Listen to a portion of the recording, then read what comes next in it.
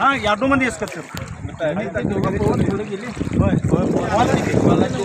आम्ही त्यांच्याकडे नजर होतं त्यांनी पुढं पोहोच लागली काय मी अंगसाबला काय म्हटलो अंगसाबानं आता पुढं पाणी हे आम्हाला घेत नाही प्रवाहाच्या दिशेनं हात पाय मारत पुढं चाला म्हटलं मग मी त्या कसं गेलो हां काय नाही सगळ्यांनी उडी मारून पळून गेले त्यांना आता प्रवाहाच्या दिशेनंच जाऊ देतो चला काय साहित्य पाहिजे का राजेंद्र अशोक चौगले आम्ही ग्रामपंचायतचं मोटर चालू करायला चालवतो आणि ह्या इथं पाण्यात आल्यानंतर मग अंसाबानाचं एक ट्रॅक्टर आला त्यांनी म्हटलं पाण्यातनं कशाला जातं ट्रॅक्टरमधनं जाऊया मग ठीक आहे म्हटलं मग मी इथं बैरजदार माजी जिल्हा परिषद सदस्य अरुण कोथळे सुहास पाटील परत आपले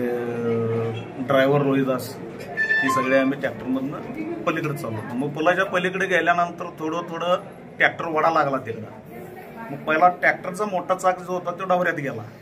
डबऱ्यात गेल्यामुळं आम्ही काय केलं लगेच उडी मारलो आणि सगळेजण पोहायला चालू केलं तोपर्यंत पूर्णपणे ट्रॅक्टर कलंडला आणि डबा पण कलंडला त्याच्यानंतर आम्ही 2 मिनिटं आम्ही असं प्रतिकार केलं की रस्त्याला यायला बघितलं पण पाणी घेईना म्हणून सरळ त्याचा नाद सोडलो आणि आम्ही सरळ गड गाठायचं म्हटलं आणि डायरेक्ट पाण्याच्या प्रवाहाबरोबर कसं जाईल तसं आम्ही पोहत येऊन बाहेर थांबलो किती जण होता तुम्ही आम्ही ट्रॅक्टरमध्ये बघा 6 जण होतो डब्यात 2 जण होते मग यामध्ये तुम्ही बस्तवाड हद्दीमध्ये गेला हा आणि 2 जण इकडे आहे हा आता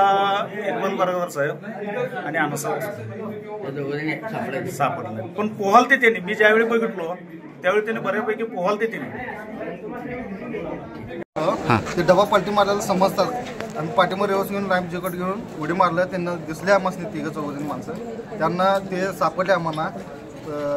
सरपंच शरणिक चौगुले परत रोहिदास माने